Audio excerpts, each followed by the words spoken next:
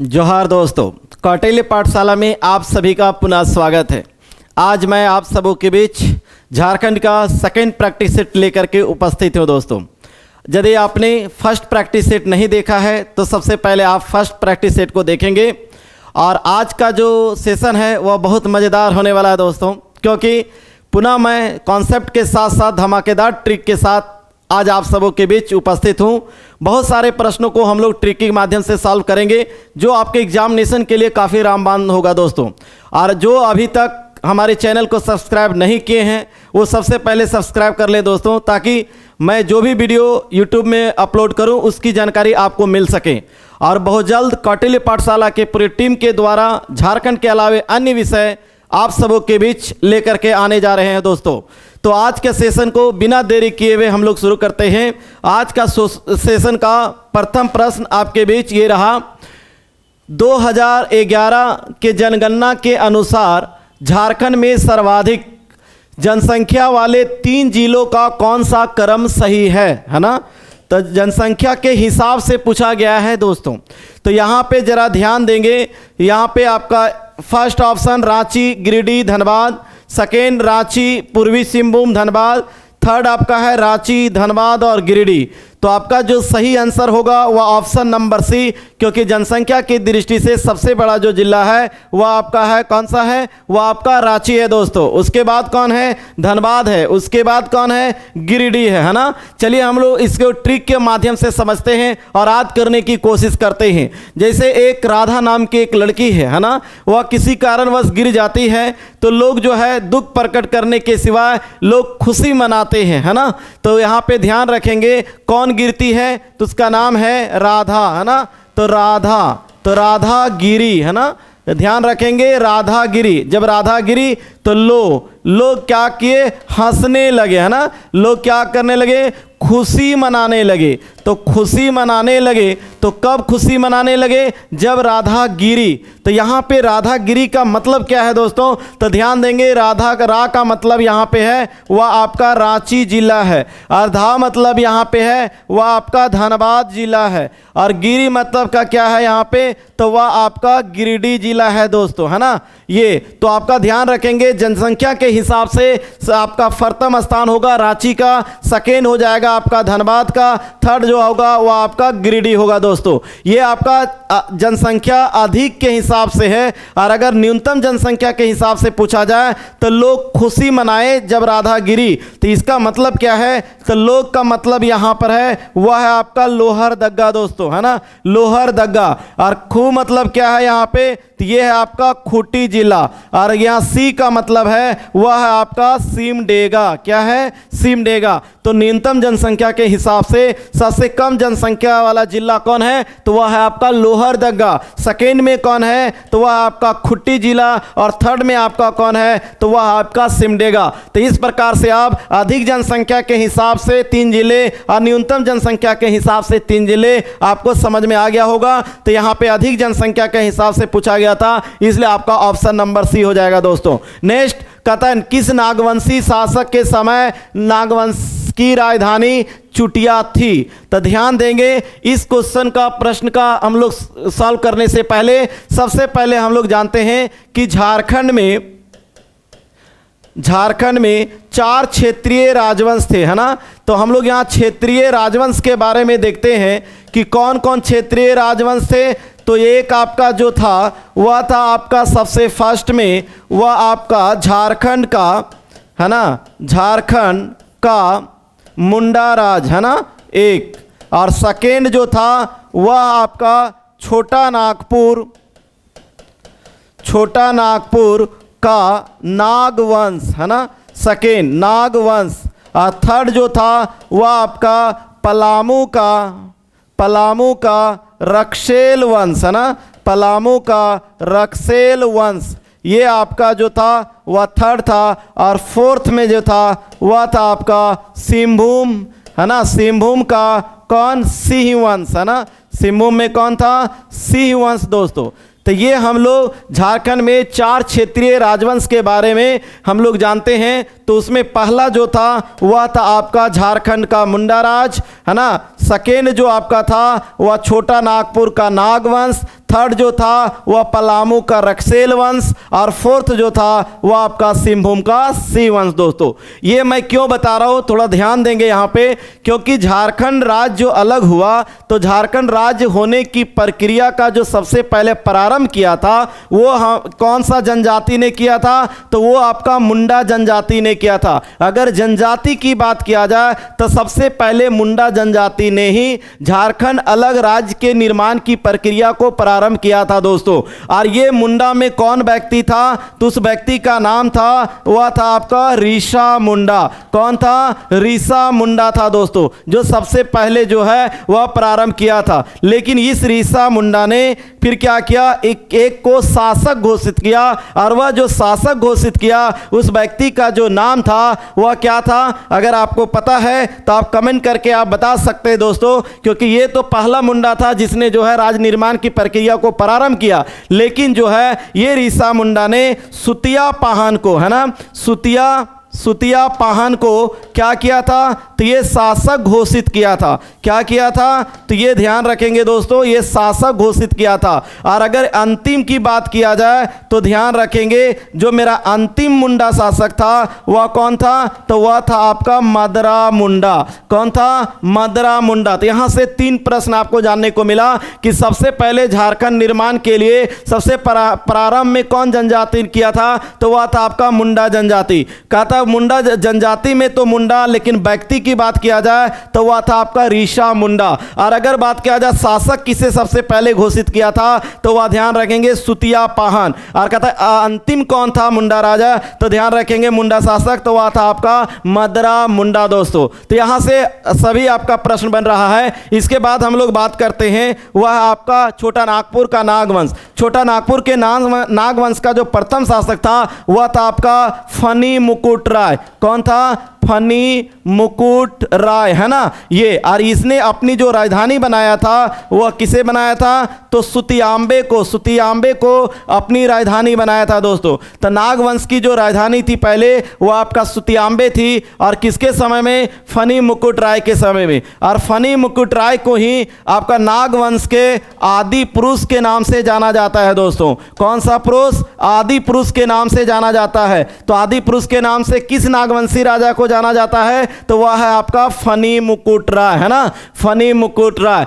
अब देखिए जो आपका फनी मुकुट राय ने सुतियांबे को राजधानी बनाया था नागवंश का, ये सुतियांबे को राजधानी बदल करके आपका जो चुटिया किसने किया, तो ये राजधानी बदल के जो चुटिया किया था वह नागवंशी शासक कौन था, तो वह था आपका प्रताप राय दोस्तों। कौन था, प्रताप राय। और यही आपका प्रश्न पूछा जा रहा है कि नागवंश की राजधानी चुटिया किसके समय में थी, तो यहां पर जो आपका आंसर हो जाएगा वह आपका हो जाएगा प्रताप राय। अब याद कर भी सकते हैं यहां से दोस्तों आसानी से, क्योंकि आप बताइए जब प्रताप यहां पे दिया या चुटिया, है ना, तो आप देखिए बताइए अपनी जब चोटी में तेल, बाल में तेल लगाते हैं ना, तो ध्यान रखेंगे चोटी में तेल लगाते किस चीज का, प्रताप तेल। तो प्रताप एक तेल भी आता है दोस्तों। तो यहां से आप पकड़ सकते हैं प्रताप तेल में आप क्या लगाते हैं, कहां लगाते हैं, चोटी में लगाते हैं। इसके बाद अगर हम बात करें भीमकर्ण का, तो ध्यान दें सबसे पहले जो फनी मुकुट राय था, इसके बाद अन्य कई शासक बना जो सब अपना जो टाइटल था सबका राय था दोस्तों। लेकिन पहला शासक कौन था जिन्होंने राय के स्थान पर कर्ण की उपाधि धारण की थी, तो वह कोई और शासक नहीं बल्कि आपका भीमकर्ण था दोस्तों। तो सबसे पहले इन लोग देखिए क्या किया, तो राय के बाद कर्ण की उपाधि धारण करने वाला पहला नागवंशी शासक कौन था, तो आंसर हो जाएगा दोस्तों भीमकर्ण। और अगर यदि बात करें हम लोग दुर्जन साल का, तो ये तीनों आपका जो है नागवंशी राजा है दोस्तों, भीमकर्ण, फनी मुकुट राय और प्रताप राय, तीनों आपका जो है वह कौन सा है, तो नागवंशी राजा है। लेकिन अगर दुर्जन साल की बात किया जाए तो ये दुर्जन साल किसके समय में था, तो ये दुर्जन साल जो है वह आपका जहांगीर के समय में था। जहांगीर कौन है, ये मुगल वंश का शासक है। अब जहांगीर के समय में दुर्जन साल को कैसे याद रखेंगे, तो दुर्जन साल में देखिए आपका साल दिख रहा होगा और जहांगीर में आपका गिर देख रहा होगा। तो जब भी आप साल को ओढ़ते हैं तो कभी ना कभी तो साल गिरता है जरूर दोस्तों, इसलिए गिर और साल को जोड़ सकते हैं। तो दुर्जन साल किसके समय में, तो वो आपका जहांगीर के समय में दोस्तों।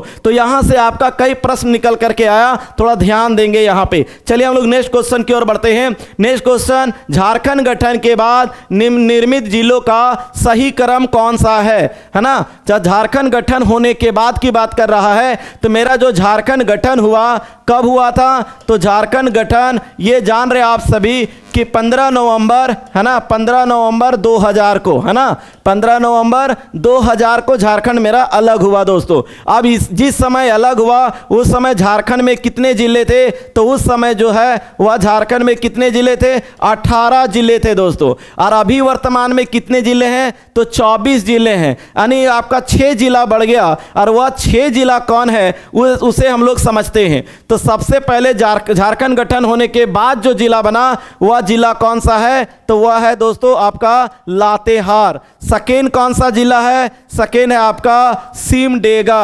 और थर्ड कौन सा है, थर्ड आपका है सेकेंड में जो हो जाएगा वो आपका होगा ये जामताड़ा दोस्तों है ना। सेकेंड में जो होगा वह आपका जामताड़ा है ना, जामताड़ा। और थर्ड में जो होगा वह होगा आपका सिमडेगा है ना, थर्ड में सिमडेगा।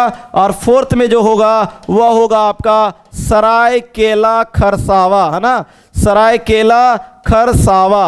और फिफ्थ में जो होगा वह था आपका खूंटी जिला है ना। और फिफ्थ आपका 6 में जो था वह था आपका रामगढ़ जिला दोस्तों है ना। तो ध्यान रखेंगे झारखंड आपका जो गठन होने के बाद ये आपका कितने जिले हो गए, तो ये 6 जिले। लेकिन आपका जो प्रश्न में पूछा गया है कि प्रथम 3 जिले कौन, तो प्रथम 3 जिले है लातेहार, जामताड़ा और सिमडेगा। तो जो आपका ऑप्शन में दिख रहा है वह आपका ऑप्शन नंबर सी दोस्तों। अगर आप जानना चाहें कि लातेहार कब बना, तो लातेहार जो आपका बना है वह आपका 4 अप्रैल है ना, 4 अप्रैल 2001। और अगर जामताड़ा की बात करें तो 26 अप्रैल 2001। और सिमडेगा की बात करें 30 अप्रैल 2001। और खरसावा की बात करें तो ये भी आपका जो है वह 30 अप्रैल 2001। और अगर ये खूंटी और रामगढ़ की बात करें तो ये जो आपका बना है वह है आपका 12 सितंबर है ना।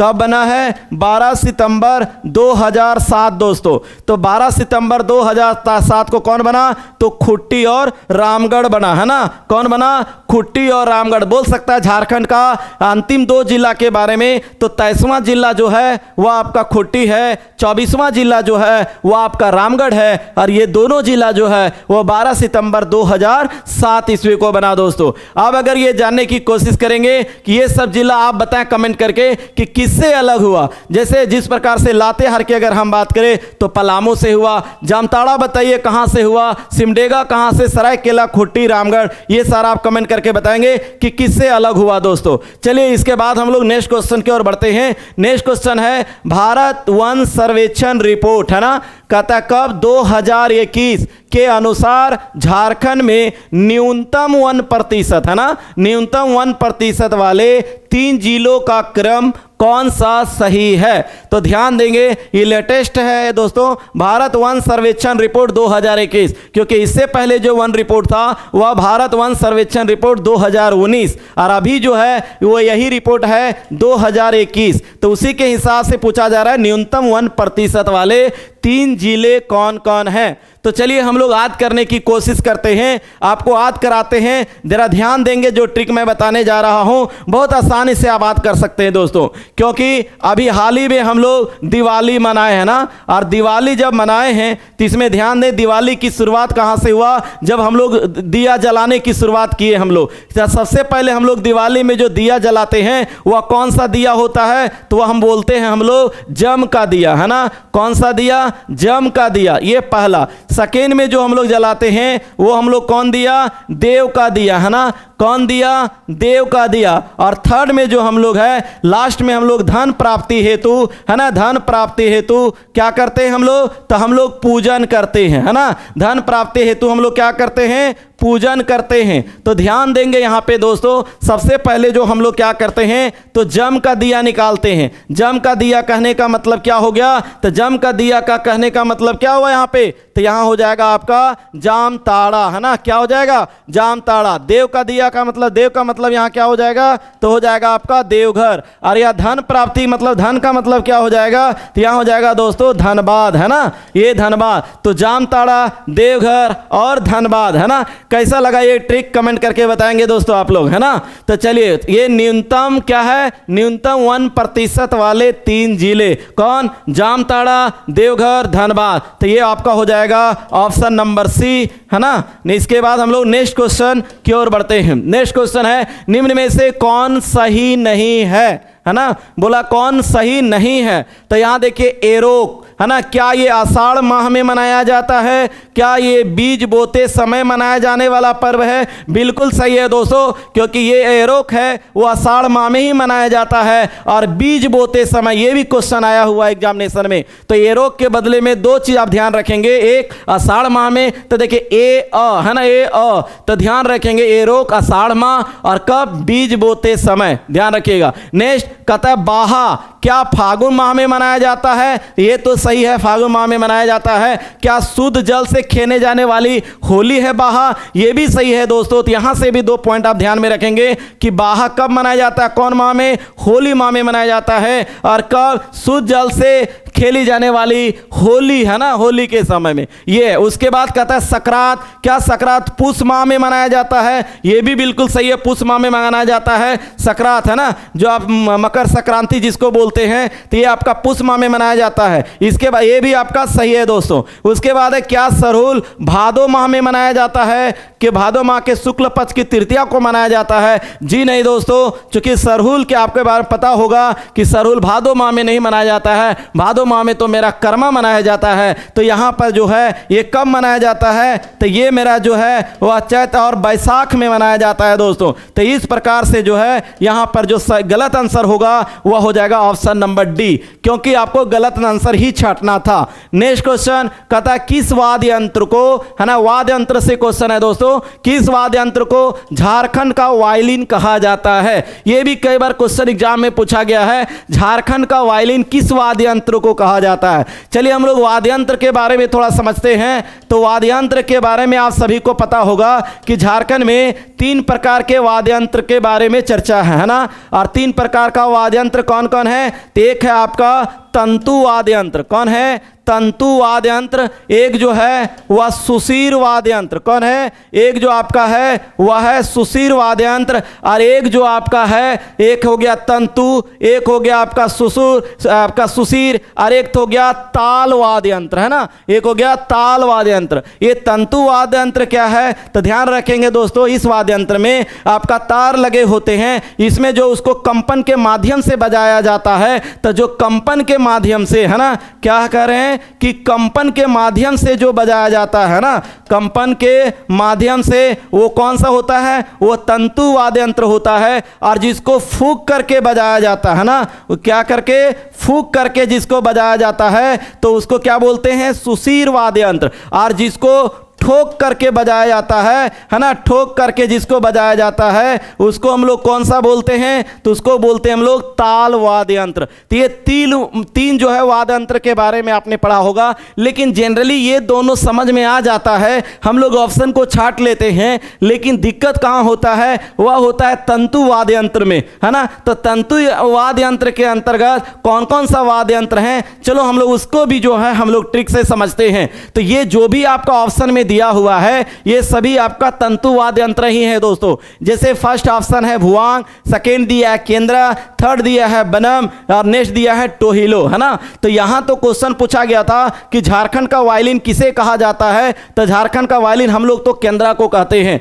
तो ये आपका आंसर ऑप्शन नंबर क्या हो जाएगा, तो ऑप्शन नंबर आपका बी हो जाएगा दोस्तों। लेकिन आखिर कौन कौन तंतु वाद्य यंत्र में है, चलिए इसको हम लोग एक ट्रिक से याद करते हैं। जैसा कि आप सबों को पता होगा, बेनजीर भुट्टो के बारे में नाम सुना होगा आप लोगों ने। तो बेनजीर भुट्टो कौन थी, तो ये पाकिस्तान के जो है पूर्व प्रधानमंत्री रही, है ना, बेनजीर भुट्टो। तो उसी से हम एक ट्रिक बनाए हैं, यहां पे जो लिखते हैं जरा ध्यान देंगे, है ना। भुट्टो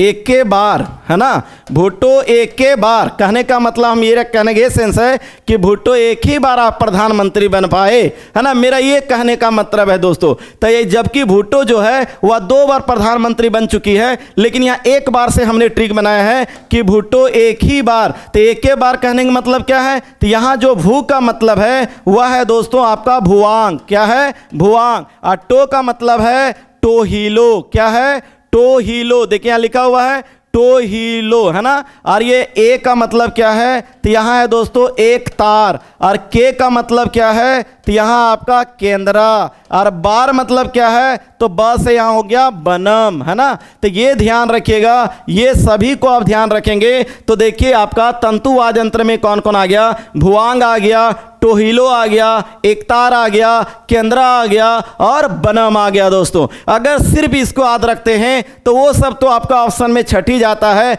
आप जैसे दे दिया ढोल दे दिया ढाक दे दिया तो ये सब समझ जाते हैं कि ठोक कर बजाया जाता है। अब बांसुरी सहनाई दे देगा तो आप समझ जाते हैं कि फूक करके बजाया जाता है। लेकिन कन्फ्यूजन यहाँ हो जाता है भुआंग में, टोहिलो में, एकतार, केंद्रा और बनम में। तो ये सारा ध्यान रखेंगे। ये सारा कौन वाद्य यंत्र है, ये आपका तंतुवाद यंत्र है दोस्तों। चलिए हम लोग इसके बाद जो है वह नेक्स्ट क्वेश्चन की ओर बढ़ते हैं। नेक्स्ट क्वेश्चन है किस लोकनाट्य में, यहाँ लोकनाट्य से प्रश्न है दोस्तों, किस लोकनाट्य में पत्नी एवं पति के वैवाहिक जीवन को दर्शाया गया है। तो ध्यान रखेंगे अगर पति पत्नी की वैवाहिक जीवन की बात किया जाए तो वह लोकनाट्य कौन है, तो वह है आपका भाकुली बंका, है ना। कौन है, भाकुली बंका दोस्तों। अगर यहां पर बात करें ये तो आपका पति पत्नी के वैवाहिक जीवन को, तो ध्यान रखेंगे ये किससे है, तो ये आपका जो है वह पति पत्नी से आपका वैवाहिक जीवन को प्रदर्शित किया जाता है। ये किसमें, तो भाकुली बंका लोकनाट्य में। अगर आप डोमकच की बात करेंगे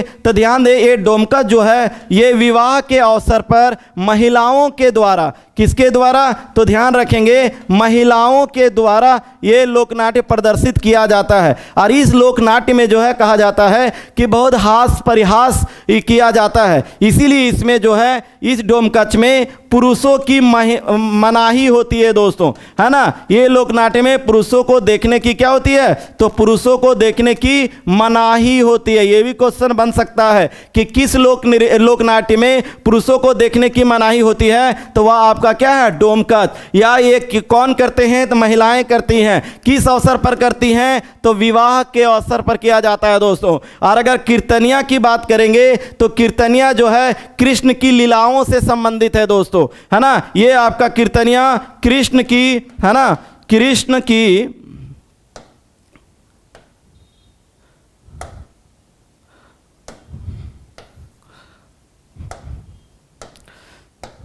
तो ये जो है आपका है कृष्ण की लीला से संबंधित है दोस्तों। कौन, तो वो है आपका कीर्तनिया। और जो अन्य आपका लोकनाट्य है, आपने जट जाटिन के बारे में सुना होगा, है ना। जट जाटिन ये जो है ये क्या है, कौन करते हैं, तो ये ध्यान रखेंगे ये कुंवारी लड़कियां करती है ना। ये कुंवारी, इसका जो अभिनय है वह कौन करती हैं, तो कुंवारी लड़कियां करती है। इसमें क्या प्रदर्शित किया जाता है, तो ये आपका जो है इसमें जट जाटिन, है ना। यही दोनों का जो आपका नाम है, ये जट जाटिन का जो है वैवाहिक जीवन को प्रदर्शित किया जाता है। जट जाटिन बहुत इंपॉर्टेंट है दोस्तों। इसके बाद एक और है, वह है आपका साम चकेवा, है ना। क्या है, तो साम चकेवा दोस्तों। तो ये साम चकेवा में क्या है,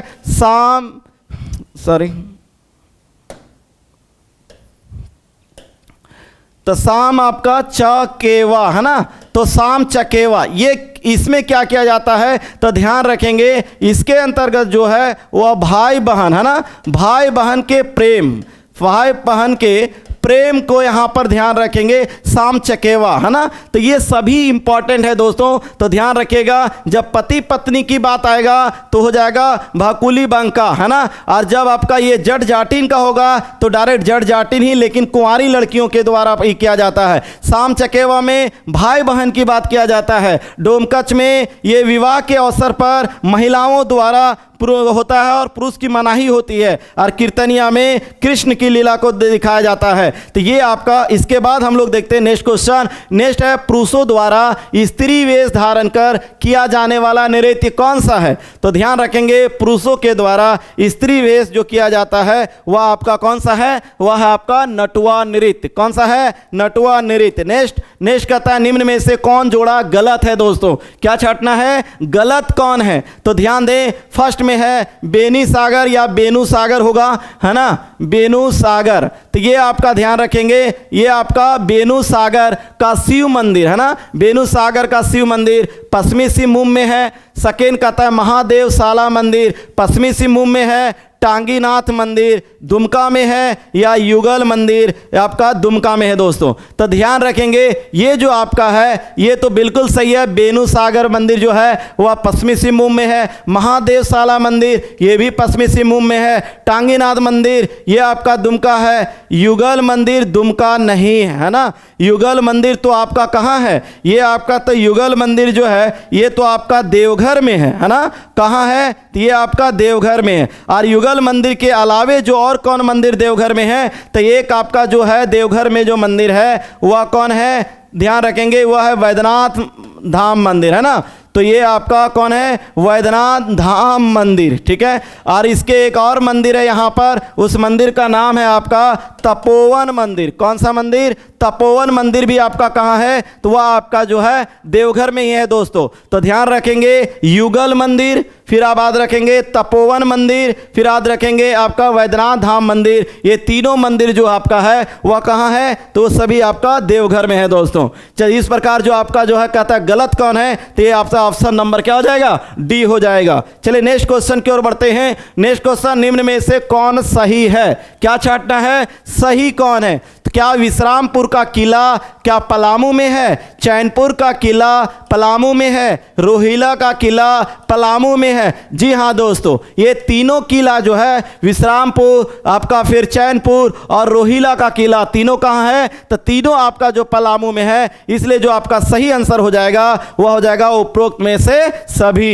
इसके बाद हम लोग नेक्स्ट क्वेश्चन कहता, झारखंड राज्य में सर्वाधिक जनजाति वाला प्रमंडल कौन है ना? सर्वाधिक जनजाति वाला, यहां जिला नहीं पूछ करके क्या पूछ रहा है? प्रमंडल। तो ध्यान रखेंगे वह कौन सा प्रमंडल है? वह प्रमंडल आपका पलामू है कि संथाल परगना है, उत्तरी छोटा नागपुर है या दक्षिणी छोटा नागपुर है? दोस्तों तो इसका जो सही अंतर होगा वह कौन सा होगा? संथाल परगना प्रमंडल। और ये आपको पता होगा कि अगर यदि मान ले बात करते हैं हम लोग, है ना, मान ले ये आपका, तो देखिए ये आपका संथाल परगना है, और ये संथाल परगना में जो है वह कितने जिले हैं? तो संथाल परगना में टोटल कितने जिले हैं? तो टोटल 6 जिले हैं। दोस्तों कितना है? 6 जिला। और वह जानते हैं कि सबसे पहले इधर जो है वह आपका कौन है? साहेबगंज है। फिर उसके बाद ये एक आपका क्या है? गोड्डा है। फिर आपका यहाँ पे पाकुड़ है, बीच में आपका क्या है? दुमका है। फिर आपका एक क्या है? तो ध्यान रखेंगे यहाँ दुमका, ये क्या है? बीच में दुमका है।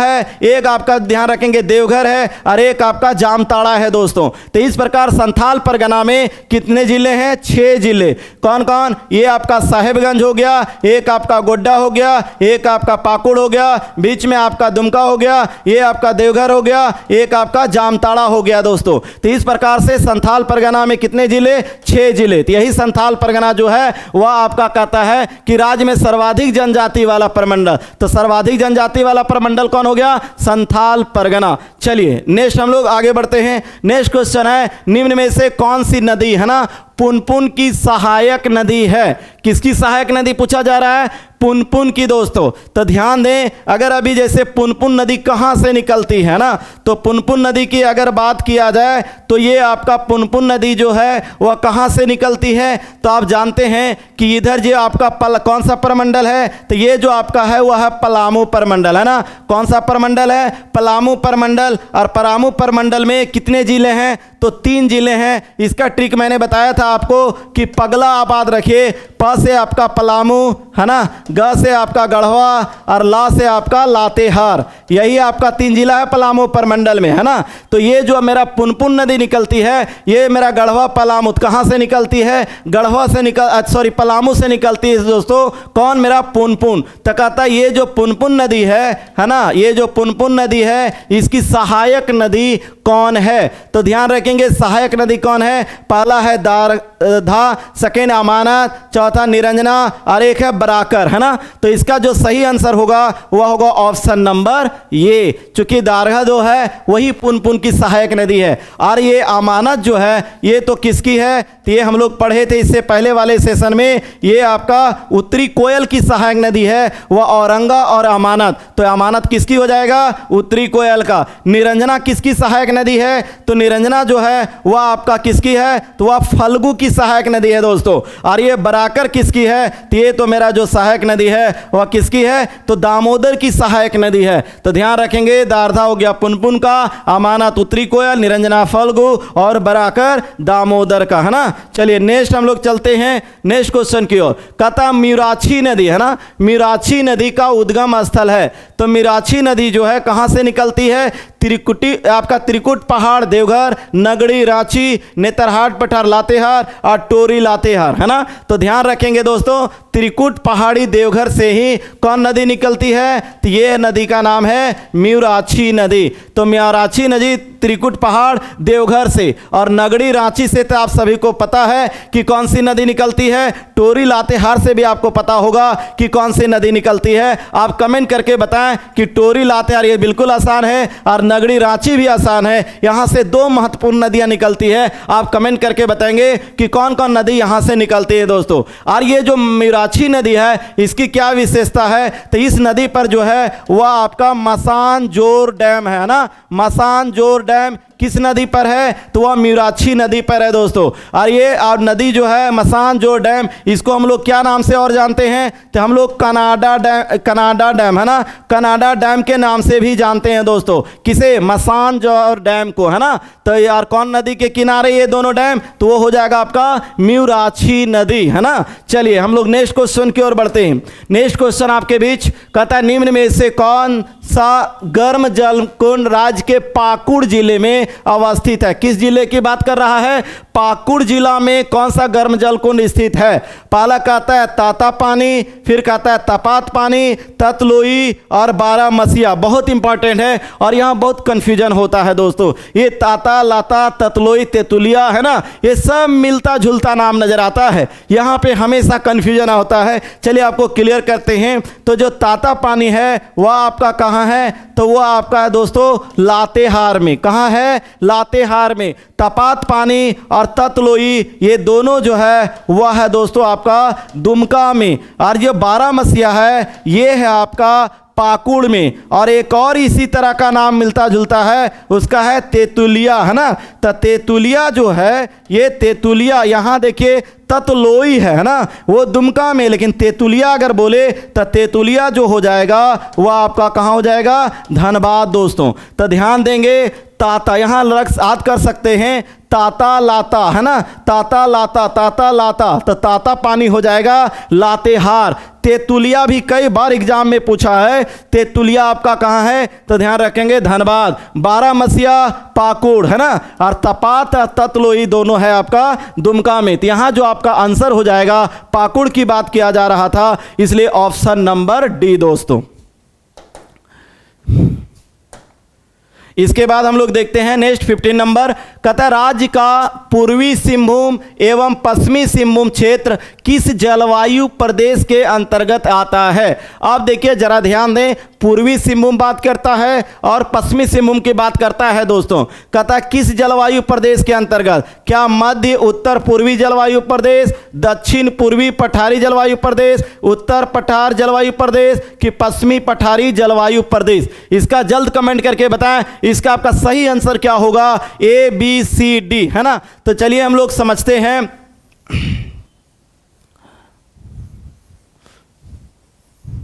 ये आपका मान ले झारखंड है, तो ध्यान देंगे यहाँ पे क्या बोला, पूर्वी सिंहभूम और पश्चिमी सिंहभूम। तो आप जानते हैं कि ये मेरा क्या है, तो ये मेरा जो है पूर्वी सिंहभूम है, एक मेरा क्या है, एक आपका जो है वह पश्चिमी सिंहभूम है ना। और यहाँ पर आपका क्या है, सरायकेला खरसावा है। और ये तीनों को मिलाकर के हम लोग कौन सा प्रमंडल बोलते हैं, कोल्हान प्रमंडल बोलते हैं। आप मान लीजिए यहाँ पूर्वी सिंहभूम और पश्चिम सिंहभूम की बात कर रहा है और यहाँ डायरेक्शन की बात कर रहा है, तो ध्यान रखेंगे ये कौन सा डायरेक्शन में हो जाएगा दोस्तों, तो ये मेरा जो आपका इधर है पूर्व होता है, इधर आपका दक्षिण होता है, और इस डायरेक्शन में है तो हो जाएगा आपका दक्षिण पूर्व, है ना। तो ये आपका क्या हो जाएगा, इधर ईस्ट है, इधर साउथ है, और ये बीच में इधर आपकी बात कर रहा है पूर्वी सिंहभूम और पश्चिमी सिंहभूम, तो ये आपका डायरेक्शन हो जाएगा साउथ ईस्ट यानी दक्षिण पूर्व, यानी इस प्रकार से आपका जो आंसर हो जाएगा वह हो जाएगा ऑप्शन नंबर बी। चलिए हम लोग नेक्स्ट क्वेश्चन कहता है, झारखंड राज्य में उपलब्ध जलोढ़ मृदा के संबंध में निम्न में से कौन कथन असत्य है।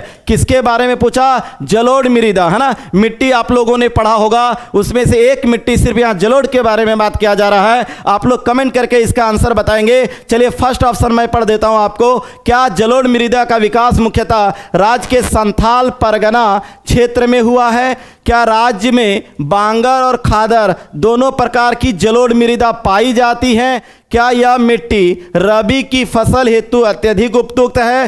क्या इस मिट्टी में चूना पत्थर एवं पोटास की अधिकता पाई जाती है ना। तो ध्यान देंगे ऑप्शन में, क्या जलोढ़ मिट्टी संथाल परगना में है, क्या से इसका खादर और बांगर दोनों प्रकार की जलोढ़ मृदा पाई जाती है झारखंड में। क्या यह मिट्टी जलोढ़ मिट्टी में रबी की फसल हेतु अधिक उपयुक्त है। क्या इसमें चूना और पोटास की अधिकता होती है। दोस्तों यहाँ पे क्या छांटना है, कौन गलत है। तो देखिए इसका विकास संथाल परगना क्षेत्र में तो हुआ है, इसलिए ये बिल्कुल सही है। क्या राज्य में बांगर और खादर दोनों प्रकार की जलोढ़ मृदा है। जैसा कि आप सबों को पता होगा कि जलोढ़ मृदा का दो प्रकार है, एक आपका जो है खादर और एक है आपका बांगर। तो ये खादर क्या है, ये नई जलोढ़ मिट्टी है ना। तो ये नई जलोढ़ मिट्टी को हम लोग क्या बोलते हैं, आपका खादर बोलते हैं, और पुरानी जलोढ़ मिट्टी को हम लोग क्या बोलते हैं, तो वो मेरा क्या होता है, बांगर होता है। तो ये पुरानी और ये नई और ये दोनों प्रकार की जो है वह जलोढ़ मिट्टी हमारे झारखंड के जो है वह आपका यहाँ आप देखेंगे मैप में अगर बात करेंगे तो आपका साहेबगंज के एरिया में ये पाया जाता है दोस्तों।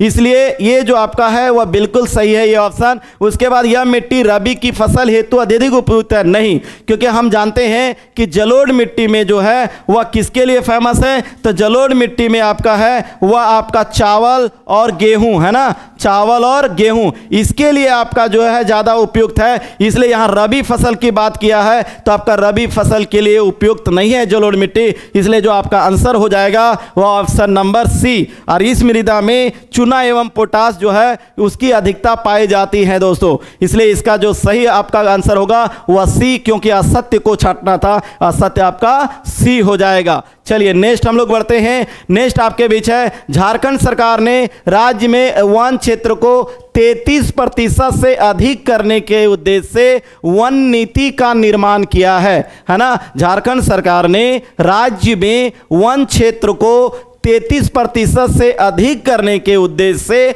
वन नीति का निर्माण किया है। इस वन नीति के संदर्भ में निम्न में से कौन सा कथन असत्य है। क्या पूछा जा रहा है, कौन कथन असत्य है यानी गलत है। तो ध्यान दे दोस्तों, क्या फर्स्ट ऑप्शन है, ग्रामीण स्तर पर एक वन समिति का गठन किया जाएगा तथा गांव के प्रत्येक परिवार का एक सदस्य इस समिति का सदस्य होगा। ये बिल्कुल सही है दोस्तों, है ना, ये बिल्कुल सही है, क्योंकि आपका ध्यान देंगे एक जो वन नीति का गठन की जो बात किया गया ग्रामीण स्तर पर जो गठन किया जाएगा, गांव के प्रत्येक परिवार का एक सदस्य जो होगा उस समिति का सदस्य होगा। ये बिल्कुल सही है। फिर कहता है वनोत्पादों की खरीद सरकारी एजेंसियों के माध्यम से की जाएगी, बिल्कुल सही है, ये भी आपका सही है। कहता है वनों की सुरक्षा का दायित्व वन विभाग के साथ साथ, है ना, क्या ग्रामीणों को भी सौंपा जाएगा, बिल्कुल। ये ध्यान रखेंगे वन सुरक्षा वन विभाग तो करेगा ही करेगा, लेकिन उसके साथ साथ उसका दायित्व ग्रामीणों को भी सौंपा जाएगा। इस प्रकार से जो आपका सही आंसर हो जाएगा वह ऑप्शन नंबर डी हो जाएगा, यानी सभी दोस्तों। चलिए ध्यान देंगे तो यहाँ वन समिति जो गठन किया गया उसके देखिए सारा कंडीशन है कि वन जो समिति गठन उसमें एक प्रत्येक परिवार का एक सदस्य, वन उत्पादों की खरीद बिक्री एजेंसी के माध्यम से, वनों का सुरक्षा दोनों, है ना, किसको, तो वन विभाग और ग्रामीणों को भी होगी। चलिए नेक्स्ट क्वेश्चन आपके बीच है, कहता राज्य में उष्ण कटिबंधीय आर्द्र पर्णपाती वन क्षेत्र के संबंध में निम्न कथनों पर विचार करें, है ना, किसके बारे में बोला, उष्ण कटिबंधीय आर्द्र पर्णपाती वन। तो देखिए जनरली मुख्य रूप से दो प्रकार का वन आपने पढ़ा होगा, एक आपका है उष्ण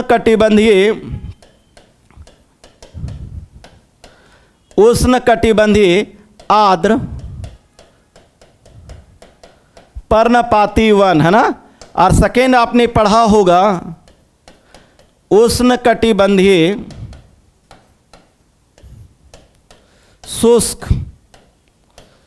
शुष्क पर्णपाती वन, है ना। ये तो देखिए यहाँ पे किसके बारे में बात किया जा रहा है, यहाँ पे आपका उष्ण कटिबंधीय आर्द्र पर्णपाती वन के बारे में दिया गया है दोस्तों।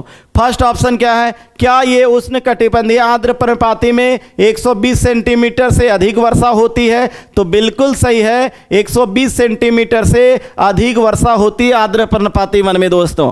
इसके बाद या इस क्षेत्र में आर्द्र पतझड़ वन पाए जाते हैं, बिल्कुल सही है, आर्द्र पतझड़ वन पाए जाते हैं। ध्यान देंगे उष्ण कटिबंधीय शुष्क पर्णपाती में शुष्क पतझड़ वन पाए जाते हैं। आर्द्र पर्णपाती शुष्क वाले में 120 सेंटीमीटर से कम वर्षा होती है और आर्द्र में 120 सेंटीमीटर से अधिक होती है ना। ध्यान देंगे इस वन प्रदेश में साल, शीशम, सेमल, महुआ के वृक्ष प्रमुखता से पाए जाते हैं, बिल्कुल सही है। ये सारा चीज जो है देख लीजिए, जो मुख्य वृक्ष है ना, चाहे वो साल हो, शीशम हो, सेमल हो, महुआ हो, वह किस प्रकार के वन में मिलता है, तो उष्ण कटिबंधीय आर्द्र पर्णपाती वन में। ये भी सही है। तो इस प्रकार से जो आपका हो जाएगा सही आंसर जो हो जाएगा वह क्या होगा, वह होगा तीनों सत्य है दोस्तों, है ना, तीनों सत्य होगा। तो ध्यान दें उष्ण कटिबंधीय शुष्क पर्णपाती वन में यहां वर्षा जो है वह 120 सेंटीमीटर से क्या होता है, कम होता है ना। लेकिन अगर यह बोला जाए कि सबसे ज्यादा वन झारखंड में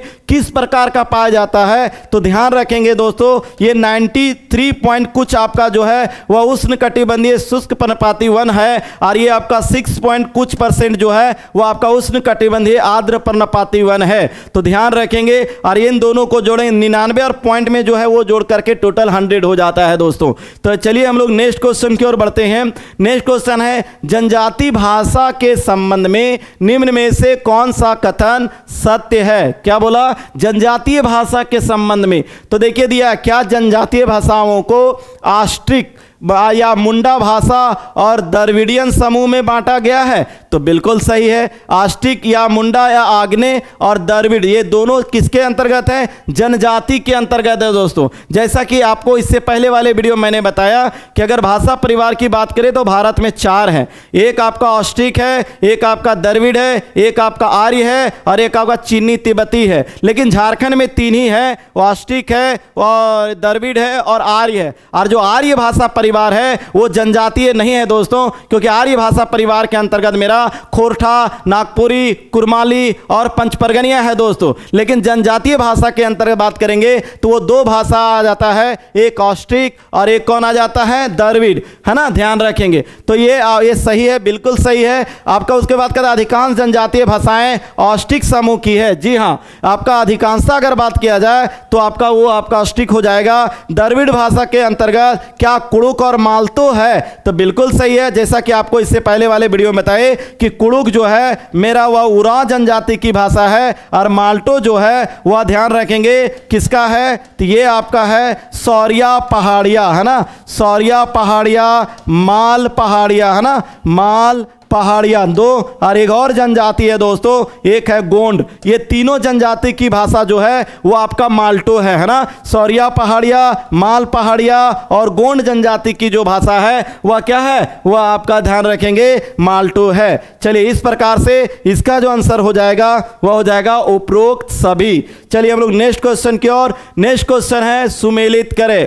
ये जो क्वेश्चन है दोस्तों VVI है ना, वेरी वेरी इंपॉर्टेंट। एग्जाम में वधु मूल्य से क्वेश्चन आता ही आता है ना। ध्यान रखें, एकदम आद कर जाए आता ही है। चलिए हम लोग यहाँ मैच करते हैं। देखिए दिया है ना, एक तरफ जनजाति, एक तरफ उसका वधु मूल्य दिया है ना, तो मैच करते हैं हम लोग। पहला, क्या संथाल जनजाति का डाली है? नहीं। संथाल जनजाति का क्या है बताएंगे? तो संथाल जनजाति का जो आपका वधु मूल्य को हम लोग क्या बोलते हैं, तो वो आपका कहलाता है दोस्तों पोन, है ना। और अगर मुंडा जनजाति की बात करें तो वो हो जाता है आपका गोनोंग, और कंवर जनजाति की बात करेंगे तो हो जाएगा सुखदाम, और किसान के बात करेंगे तो हो जाएगा दोस्तों डाली, है ना। तो इस प्रकार से देखिए, एक का हो जाएगा 2, एक का 2, है ना, और 2 का 3, और 3 का 4, और 4 का हो जाएगा 1, यानी ऑप्शन नंबर बी हो जाएगा दोस्तों। इसका जो सही ऑप्शन हो जाएगा ऑप्शन नंबर बी। अब चलिए हम आपको कुछ याद कराते हैं। मुंडा और संथाल तो एकदम रट लीजिए, याद कर लीजिए। मुंडा का आपका गोनोंग होता है, संथाल का आपका पोन होता है। चलिए ये तो आपको याद होगा। ये दोनों जनरली लोग नहीं याद रखते हैं, वह है कंवर और वो होता है किसान। तो दोनों को भी मैं याद करा देता हूं दोस्तों आपको। चलिए देखते हैं। आप बताइए, ये लिखा हुआ कंवर है ना, तो आप कोई भी किताब वगैरह आप खरीदते हैं तो आप देखते हैं ना, कवर में दाम लिखा हुआ होता है। कोई भी बुक लेते हैं कवर में दाम लिखा होता है कि नहीं होता है, बताइए आप। तो ये यहां से याद रखिए, कंवर जनजाति सुख दाम, है ना, दाम से जोड़िए आप। तो जहां दाम देखिए तो कंवर में दाम लिखा होता है, इसलिए फटाक आंसर क्या हो जाएगा, तो कंवर जनजाति का वधु मूल्य हो जाएगा सुख दाम। कैसा लगा ट्रिक, आप कमेंट करके जरूर बताएंगे दोस्तों, है ना। जैसा कि मैंने आपको पहले बताया कि आज धमाकेदार ट्रिक आपके बीच लेकर के आया हूं, और कई ट्रिक आपको बता रहा हूं। अगर आप ध्यान रखेंगे तो एग्जामिनेशन में यह ट्रिक बहुत हेल्प करेगा दोस्तों, ऑप्शन को छांटने में बहुत ही हेल्प करेगा ये आपको। उसके बाद देखिए किसान, है ना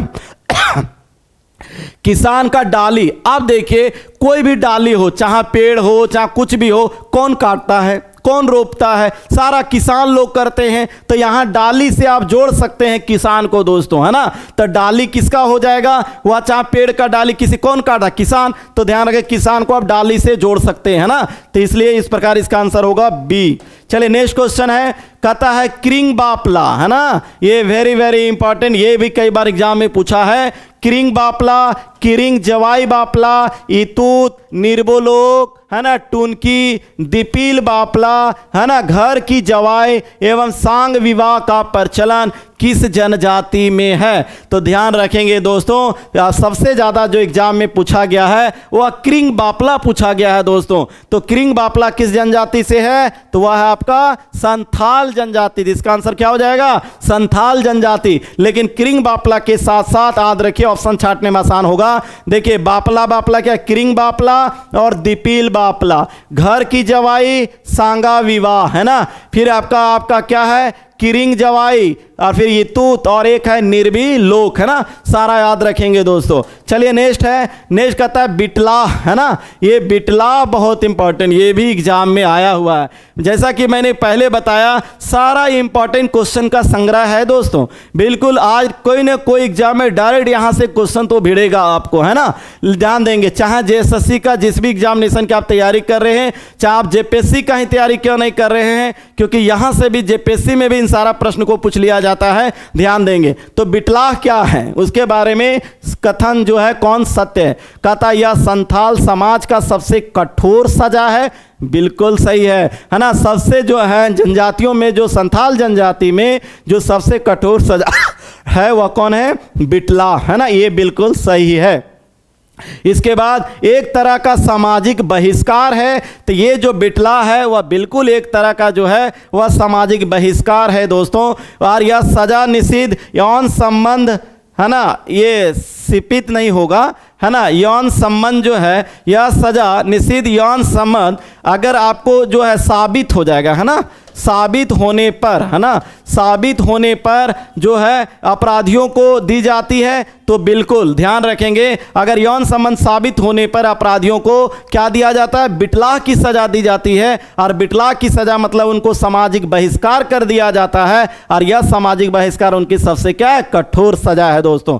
तो इस प्रकार से जो आपका आंसर हो जाएगा वह हो जाएगा उपरोक्त सभी। नेक्स्ट क्वेश्चन है, जनसंख्या की दृष्टिकोण से झारखंड की दूसरी प्रमुख जनजाति कौन है ना। कौन सा पूछा, दूसरी जनजाति। तो ध्यान रखेंगे दोस्तों, प्रथम 4 तक एग्जाम में पूछा जाता है, इसलिए इसको एक ट्रिक से हम आपको याद कराते हैं। आप लोगों ने टाटा सुमो गाड़ी के बारे में सुना है ना, देखा है ना, हाँ सुमो गाड़ी चलता है ना, वही सुमो की मैं बात करने जा रहा हूँ। तो सुमो गाड़ी है ना, इससे ध्यान रखिए आप, सुमो गाड़ी से। अरे ये किसका ट्रिक है, तो झारखंड की ध्यान रखिएगा, जनसंख्या की दृष्टि से प्रथम 4 कौन ऐसी जनजाति बड़ी जनजाति है, उसी का है दोस्तों। तो ये एस का मतलब क्या है, तो ध्यान रखेंगे, एस का मतलब है संथाल जनजाति, ऊ का मतलब क्या है, तो ये ध्यान देंगे है उरांव जनजाति, और ये एम का मतलब क्या है, ये आपका मुंडा जनजाति, और ओ मतलब क्या है, ओ हो है ना, ये है दोस्तों हो जनजाति।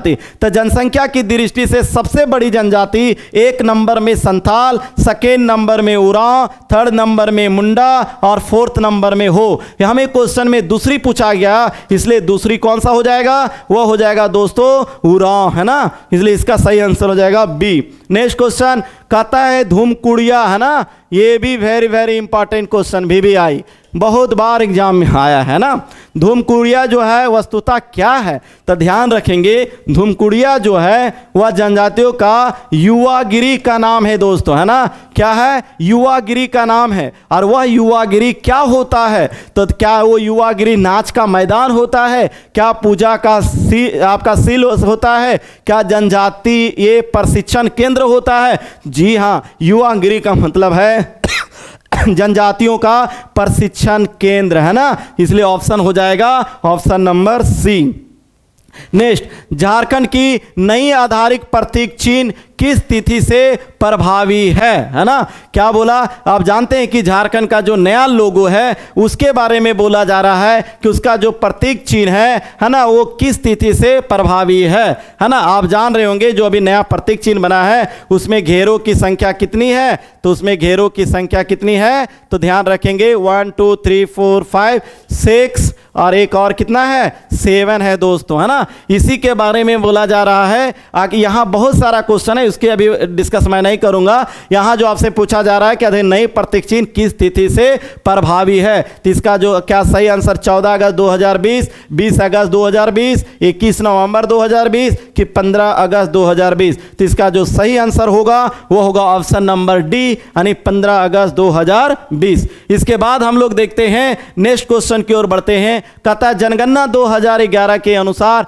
झारखंड में पुरुष साक्षरता दर कितना प्रतिशत है ना, पुरुष साक्षरता। तो देखिए आपका ऑप्शन है 61.41%, 76.84%, 55.42% कि 61% दोस्तों। तो देखिए ये जो आपका ऑप्शन में दिया है फर्स्ट ऑप्शन, ये कुल साक्षरता है ना, ये झारखंड की कुल साक्षरता दर कितनी है, तो झारखंड की कुल साक्षरता दर 66.41% ही है दोस्तों। कितना है, तो ध्यान रखेंगे ये जो आपका दिया हुआ है वह कौन सा है, कुल साक्षरता, लेकिन यहां पूछा क्या गया है पुरुष साक्षरता, तो ये जो आपका 76.84 है ये आपका कौन सी है, ये आपका दोस्तों पुरुष साक्षरता है। कितना 76.84%। और ये जो आपका है ये आपका जो है वह महिला साक्षरता है ना, ये आपका क्या है, तो महिला साक्षरता है। और ये जो परसेंटेज दिया है ये दोस्तों आपका ग्रामीण है ना, ग्रामीण का दिया है दोस्तों, ग्रामीण साक्षरता। तो ये ग्रामीण साक्षरता कितना है, तो वह आपका 61% है ना। तो ध्यान देंगे, यहां से भी कई प्रश्न आपको सीखने को मिला। एक, झारखंड की कुल साक्षरता दर क्या है, तो 61.41। पुरुष साक्षरता कितनी है, तो 76.84। महिला साक्षरता कितनी है, 55.42। ग्रामीण साक्षरता कितनी है, तो 61%। चलिए नेक्स्ट क्वेश्चन, कहता निम्नलिखित में से कौन सा कथन सही है। क्या झारखंड में बिहार स्टूडेंट कांग्रेस के 2 अधिवेशन हुए, तब झारखंड में बिहार स्टूडेंट आपका जो कांग्रेस के 2 अधिवेशन हुए थे दोस्तों, ये तो आपका सही है।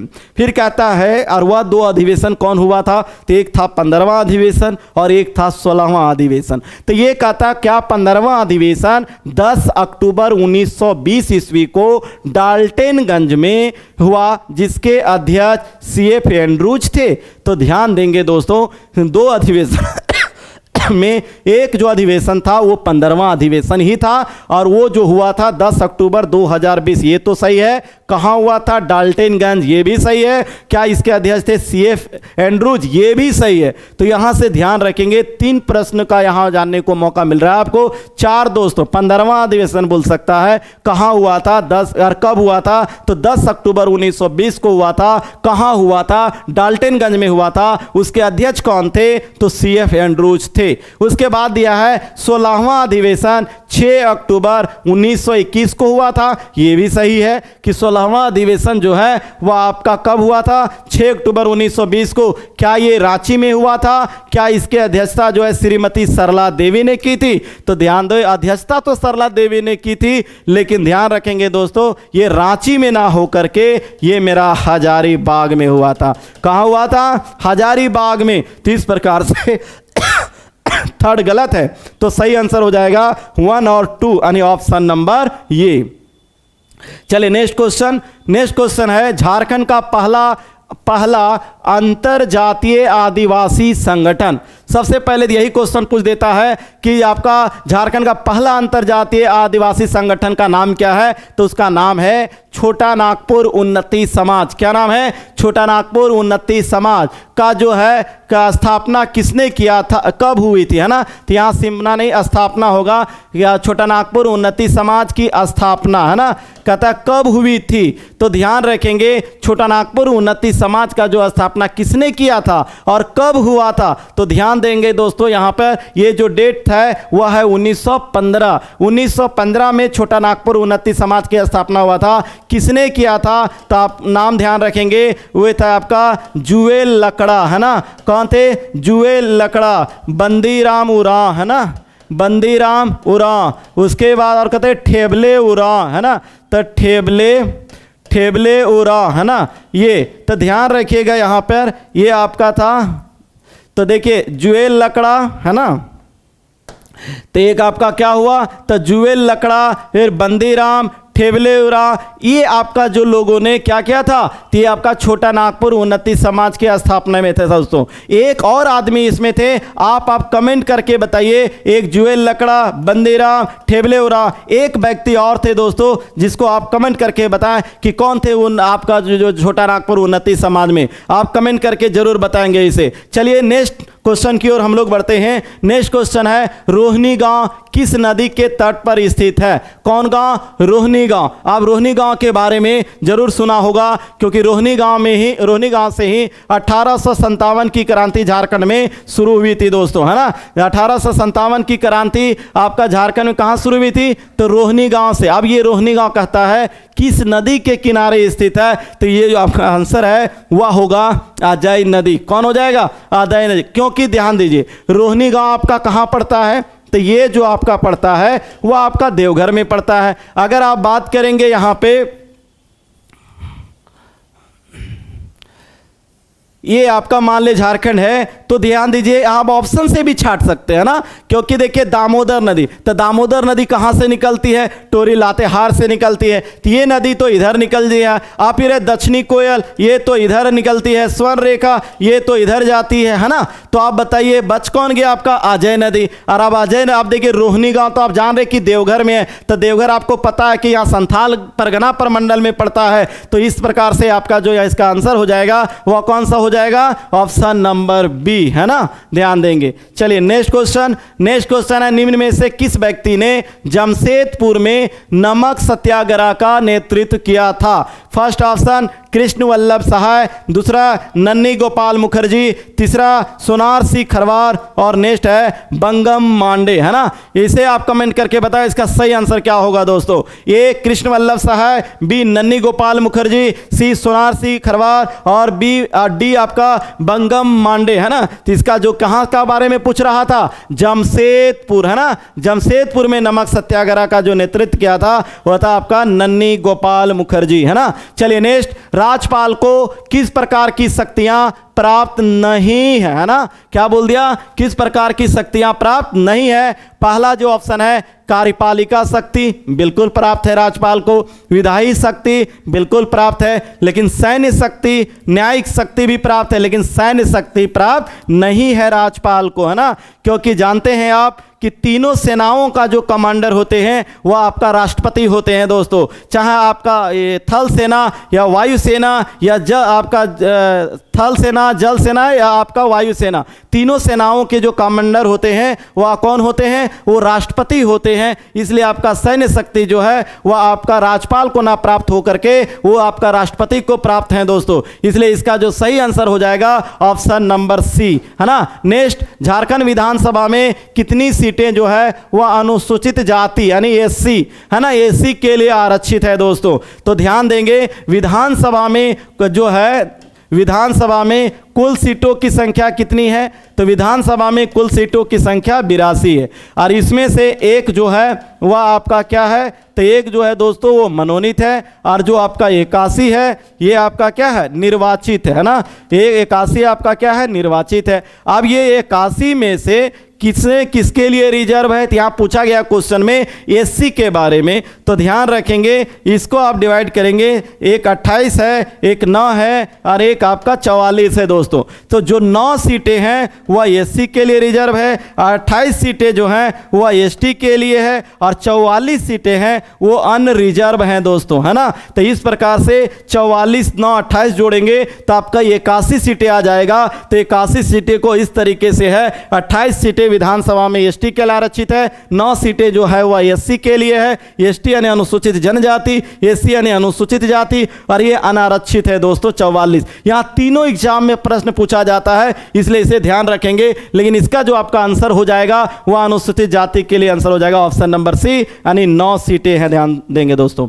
नेक्स्ट है, संविधान के किस अनुच्छेद के तहत राज्य में विधान मंडल की व्यवस्था की गई है दोस्तों? किसके बारे में बात कर रहा है? विधान मंडल के बारे में बात कर रहा है। आप सभी को पता होगा जिस प्रकार केंद्र में संसद कानून बनाती है उसी प्रकार राज्यों में विधान मंडल कानून बनाती है ना? कौन कानून बनाती है? विधान मंडल। ये आपका जो है ये संसद आपका केंद्र की बात है ना? और ये जो आपका है वह राज्य की बात है ना? तो राज्य में कानून बनाती विधान मंडल, केंद्र में कौन? संसद। और संसद में आप सभी को पता है कि संसद 3 से मिलकर के बना है, वह है आपका लोकसभा, वह है आपका राज्यसभा, है ना? और कौन है आपका? राष्ट्रपति, है ना? कौन है? राष्ट्रपति। और विधान मंडल जिस प्रकार यहाँ पे केंद्र में लोकसभा है उसी प्रकार यहाँ क्या है? तो यहाँ पर राज्य में होता है विधानसभा, है ना? जिस प्रकार केंद्र में राज्यसभा है उसी प्रकार राज्यों में क्या होता है? तो ध्यान देंगे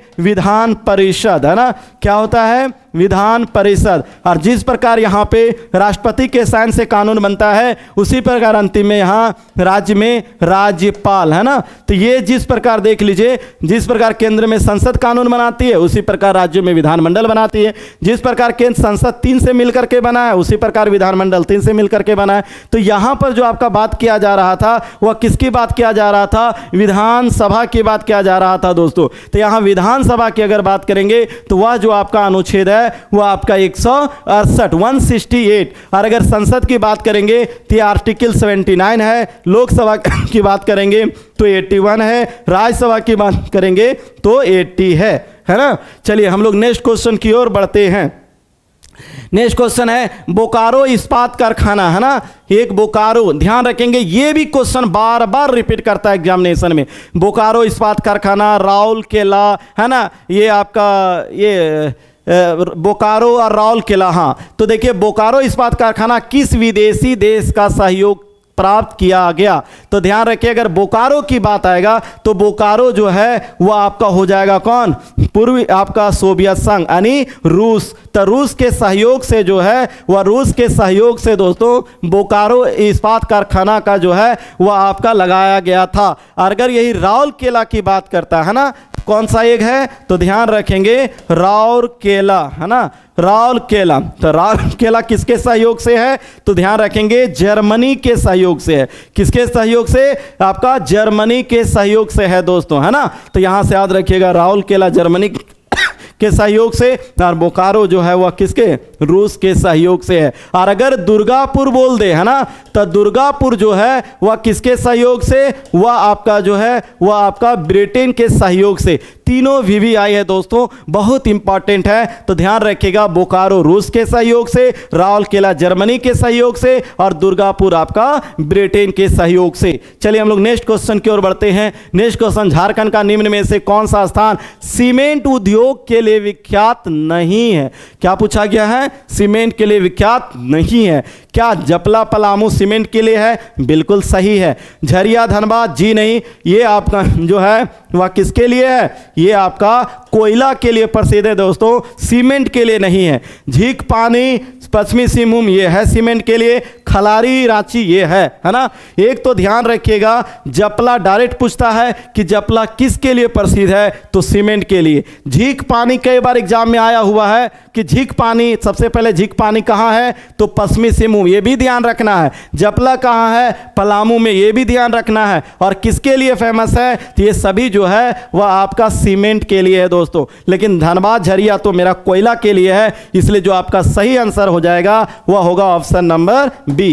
नेक्स्ट क्वेश्चन, राज्य के दामोदर, है ना, दामोदर घाटी कोयला उत्पादन क्षेत्र के अंतर्गत कौन आते हैं? तो ध्यान रखिए, दामोदर घाटी, है ना, तो दामोदर नदी से आप पकड़ सकते हैं। फर्स्ट ऑप्शन है झरिया, चंद्रपुरा, रामगढ़, बोकारो, करनपुरा, तो यही आंसर हो जाएगा दोस्तों। दामोदर घाटी कोयला उत्पादन क्षेत्र के अंतर्गत आपका झरिया यानी धनबाद, चंद्रपुरा, रामगढ़, बोकारो सब आता है, इसलिए सही आंसर जो हो जाएगा वह हो जाएगा option number A. Next question, next है आपका झारखंड के पूर्वी सिंहभूम के लिप्साबुरु, ये भी एग्जाम में आया हुआ है ना। लिप्साबुरु कहाँ पड़ता है, तो लिप्साबुरु ध्यान रखेंगे पूर्वी सिंहभूम में है। कतः क्षेत्र का खनिज भंडार के लिए प्रसिद्ध है। ये लिप्साबुरु आखिर किसके लिए प्रसिद्ध है ना, तो लिप्साबुरु क्या ये अभ्रक के लिए प्रसिद्ध है, क्या ये कानाइट के लिए प्रसिद्ध है, क्या ये ग्रेफाइट के लिए प्रसिद्ध है, क्या ये तांबा के लिए प्रसिद्ध है? तो ध्यान रखेंगे दोस्तों, ये जो आपका लिप्साबुरु है वह किसके लिए प्रसिद्ध है, वह आपका